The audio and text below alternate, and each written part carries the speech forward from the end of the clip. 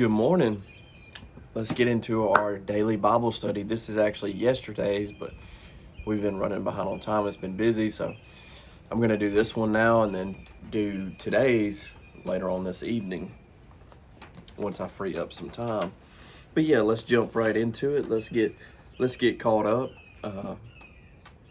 so we can get back rocking and rolling and get back on a normal schedule. All right, so March 17th, which was yesterday, Deuteronomy 16, verse 18 is where we left off. Is that right? Am I looking at that right? Yeah. Justice for the people. So we stopped in the middle of Deuteronomy 16. We left off at the Feast of Tabernacles yesterday. And then now we're picking back up for justice for the people. But before we start, let's pray. Lord, thank you for this beautiful day that you've given us.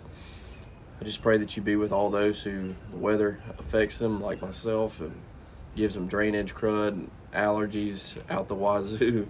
I just pray that you just heal their bodies and just allow them to still make the most of it and enjoy the days, the beautiful days that we're getting green. Just things coming to life and really getting to experience your beauty, the beauty of your creation. Pray that you be with us as we read your word, give us understanding, and allow it to get down into our core and just change us from the inside out. We love you in Jesus' name. Pray, amen. All right, so you shall appoint judges and officers in all your gates, which the Lord your God gives you according to your tribes, and they shall judge the people with just judgment. You shall not pervert justice. You shall not show partiality, nor take a bribe, for a bribe blinds the eyes of the wise and twists the words of the righteous. You shall follow what is altogether just, that you may live and inherit the land which the Lord your God has given you. You shall not plant for yourself any tree as a wooden image near the altar which you build for yourself to the Lord your God. You shall not set up a sacred pillar which the Lord your God hates. You shall not sacrifice to the Lord your God a bull or sheep which has any blemish or defect, for that is an abomination to the Lord your God. If there is found among you within any of your gates with which the Lord your God gives you a man or woman who has been wicked in the sight of the Lord your God, and transgressing his covenant, who has gone and served other gods and worshipped them, either the sun or moon or any of the host of heaven, which I have not commanded, and it is told you, and you hear of it, then you shall inquire diligently. And if it is indeed true and certain that such an abomination has been committed in Israel, then you shall bring out to your gates that man or woman who has committed that wicked thing, and shall stone to death that man or woman with stones. Whoever is deserving of death shall be put to death. On the testimony of 2 or 3 witnesses, he shall not be put to death on the testimony of 1 witness. The hands of the witnesses shall be the first against him to put him to death, and afterwards the hands of all the people. So you shall put away the evil from among you. If a matter arises which is too hard for you to judge between degrees of guilt for bloodshed, between one judgment or another, or between one punishment or another, matters of controversy within your gates, then you shall arise and go up to the place which the Lord your God chooses, and you shall come to the priests, the Levites, and to the judge there in those days, and inquire according to the sentence which they pronounce upon you in that place which the Lord chooses. And you shall be careful to do according to all that they order you, according to the sentence of the law in which they instruct you. According to the judgment which they tell you, you shall do. You shall not turn aside to the right hand or to the left from the sentence which they pronounce upon you. Now the man who acts presumptuously and will not heed the priest who stands to minister there before the Lord your God, or the judge, that man shall die. So you shall put away the evil from Israel, and all the people shall hear and fear and no longer act presumptuously. Let me pause for a second while I get myself together a little bit. All right. Not great, but better. Guidelines for a king, Deuteronomy 17, verse 14. When you come to the land which the Lord your God has given you, and possess it and dwell in it, and say, I will set a king over me like all the nations that are around me, you shall surely set a king over you whom the Lord your God chooses, not one from your one from among your brethren you shall set as king over you. You may not set a foreigner over you who is not your brother, but he shall not multiply horses for himself, nor cause the people to return to Egypt to multiply horses. For the Lord has said to you, you shall not return that way again. Neither shall he multiply wives for himself, lest his heart turn away. Nor shall he greatly multiply silver and gold for himself. Also it shall be, when he sits on the throne of his kingdom, that he shall write for himself a copy of this law in a book from the one before the priests, the Levites.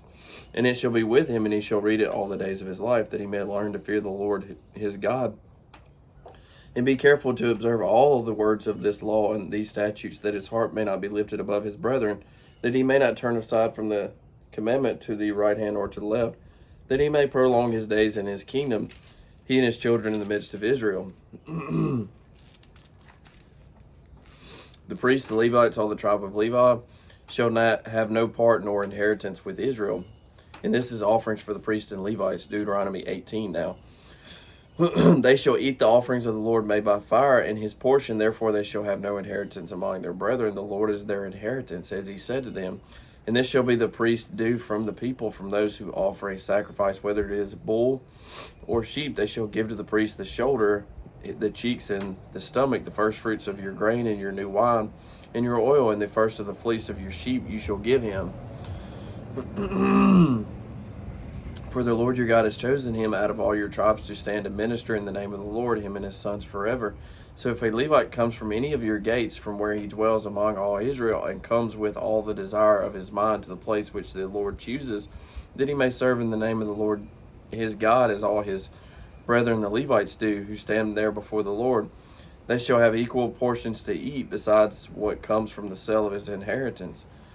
When you come into the land which the Lord your God has given you, you shall not learn to follow the abominations of those nations. There shall not be found among you anyone who makes his son or his daughter pass through the fire, or one who practices witchcraft, or a soothsayer, or one who interprets omens, or a sorcerer, or one who conjures spells, or a medium, or a spiritist, or one who calls up the dead.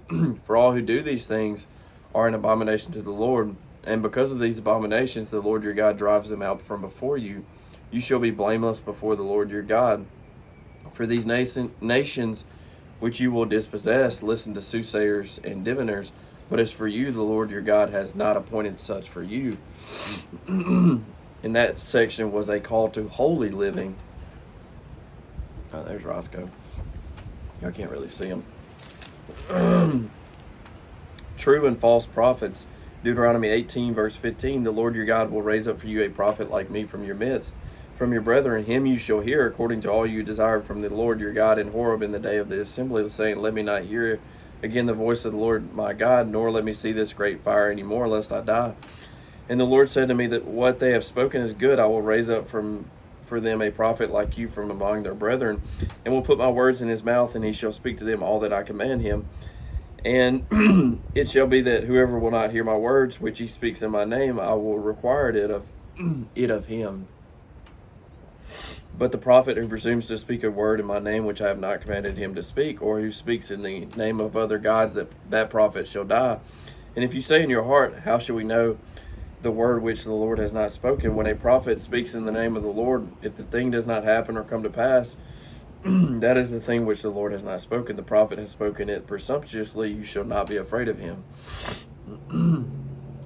Now the cities of refuge. When the Lord your God has cut off the nations whose land is the Lord your God has given you, and you dispossess them and dwell in their cities and in their houses, you shall separate 3 cities for yourself in the midst of the land which the Lord your God has given you to possess. And this is Deuteronomy 19, by the way. You shall prepare roads for yourself and divide into 3 parts the territory of your land which the Lord your God has given you to inherit it, that any manslayer may flee there. And this is the case of the manslayer who flees there, that he may live. Whoever kills his neighbor unintentionally, not having hated him in time past, is when a man goes to the wood with his neighbor to cut timber, and his hand swings a stroke with the axe to cut down the tree, and the head slips from the handle and strikes his neighbor so that he dies. He shall flee to one of these cities and live, lest the avenger of blood, while his anger is hot, pursue the manslayer and overtake him, because the way is long, and kill him, though he was not deserving of death, since he had not hated the victim in time past. Therefore I command you, saying, you shall separate 3 cities for yourself. Now if the Lord your God enlarges your territories, he swore to your fathers, and gives you the land which he promised to give you your fathers, and if you keep all these commandments and do them, which I command you today, to love the Lord your God and to walk in always in his ways, then you shall add 3 more cities for yourself besides these 3, lest innocent blood be shed in the midst of your land, which the Lord your God has given you as an inheritance, and thus guilt of bloodshed be upon you. But if anyone hates his neighbor, lies in wait for him, rises against him, and strikes him mortally, so that he dies, and he flees to one of these cities, then the elders of his city shall send and bring him from there, and deliver him over to the hand of the avenger of blood, that he may die. Your eyes shall not pity him, but you shall put away the guilt of innocent blood from Israel, that it may go well with you. Where do you go? At the door. Roscoe? Hold on. Let me read this little paragraph and then I'll pause it. Concern for justice. You shall not remove your neighbor's landmark, which the men of old have set in your inheritance, which you will inherit in the land that the Lord your God has given you to possess. One witness shall not rise against a man concerning any iniquity or any sin that he commits. By the mouth of 2 or 3 witnesses, the matters shall be established. If a false witness rises against any man to testify him of wrongdoing, then both men in the controversy shall stand before the Lord, before the priests and the judges who serve in those days. And the judges shall make careful inquiry, and indeed, if the witness is a false witness who has testified falsely against his brother, then you shall do to him as he thought to have done to his brother. So you shall put away the evil from among you, and those who remain shall hear. Oh, there he is. And fear, and hereafter they shall not again commit such evil among you. Your eye shall not pity. Life shall be for life, eye for eye, tooth for tooth, hand for hand, foot for foot. Yeah, and before I read this big part, let me pause it and try to clear myself out a little bit. All right, so Deuteronomy 20, regulations concerning war. And man, we're flying through Deuteronomy. Anyway, when you go out to battle against your enemies and see horses and chariots and people more numerous than you, do not be afraid of them, for the Lord your God is with you, who brought you up brought you up from the land of Egypt. So it shall be, when you are on the verge of battle, that the priest shall approach and speak to the people, and he shall say to them, Hear, O Israel, today you are on the verge of battle with your enemies. Do not let your heart faint. Do not be afraid, and do not tremble or be terrified because of them. For the Lord your God is he who goes with you to fight for you against your enemies, to save you. Then the officers shall speak to the people, saying, What man is there who has built a new house and has not dedicated it? Let him go and return to his house, lest he die in the battle, and another man dedicate it. Also, what man is there who has planted a vineyard and has not eaten of it? Let him go and return to his house, lest he die in the battle, and another man eat of it. And what man is there who is betrothed to a woman and has not married her? Let him go and return to his house, lest he die in the battle, and another man marry her. The officer shall speak further to the people and say, What man is there who is fearful and faint-hearted? Let him go and return to his house, lest the heart of his brethren faint like his heart. And so it shall be, when the officers have finished speaking to the people, that they shall make captains of the armies to lead the people. When you go near a city to fight against it, then proclaim an offer of peace to it. And it shall be that if they accept your offer of peace and open to you, then all the people who are found in it shall be placed under tribute to you and serve you. Now, if the city will not make peace with you, but war against you, then you shall besiege it. And when the Lord your God delivers it into your hands, you shall strike every male in it with the edge of the sword. But the women, the little ones, the livestock, and all that is in the city, all its spoil, you shall plunder for yourself, and you shall eat the enemy's plunder which the Lord your God gives you. Thus you shall do to all the cities which are far from you, which are not the cities of these nations, but of the cities of these peoples which the Lord your God gives you as an inheritance. You shall let nothing that breathes remain alive, but you shall utterly destroy them. The Hittite and the Amorite and the Canaanite and the Perizzite and the Hivite and the Jebusite, just as the Lord your God has commanded you, lest they teach you to do according to all their abominations which they have done for their gods, and you sin against the Lord your God, which they have done. When you besiege a city for a long time while making war against it to take it, you shall not destroy its trees by wielding an axe against them. If you can eat of them, do not cut them down to use in the siege, for the tree of the field is man's food. Only the trees which you know are not trees for food you may destroy and cut down to build siege works against the city that makes war with you until it's subdued. All right, so atonement for unsolved murder, Deuteronomy 21. And we won't finish this, we're just reading a paragraph of it. If anyone is found slain, lying in the field in the land which the Lord your God has given you to possess, and it is not known who killed him, then your elders and your judges shall go out and measure the distance from the slain man to the surrounding cities. And it shall be that the elders of the city nearest to the slain man will take a heifer which has not been worked, and which has not pulled with a yoke. The elders of that city shall bring the heifer down to a valley with flowing water, which is neither plowed nor sown, and they shall break the heifer's neck there in the valley. Then the priest, the sons of Levi, shall come near, for the Lord your God has chosen them to minister to him and to bless in the name of the Lord by their word. Every controversy and every assault shall be settled, and all the elders of that city nearest to the slain man shall wash their hands over the heifer whose neck was broken in the valley. Then they shall answer and say, our hands have not shed this blood, nor have our eyes seen it. Provide atonement, O Lord, for your people Israel, whom you have redeemed, and do not lay innocent blood to the charge of your people Israel. An atonement shall be provided on their behalf for the blood, so you shall put away the guilt of innocent blood from among you, and when you do what is right in the sight of the Lord. All right, and that concludes yesterday's reading, and we will get to today's later this evening once I get caught up on as much as I can, because I'm behind on shorts too. What do we got? 1, 2, 3, 4, 5. Woo, yeah, 5 pages. I definitely need to wait till later to read that. And hopefully I'm not dealing with as much of this. We're almost through Deuteronomy, though. We're getting there.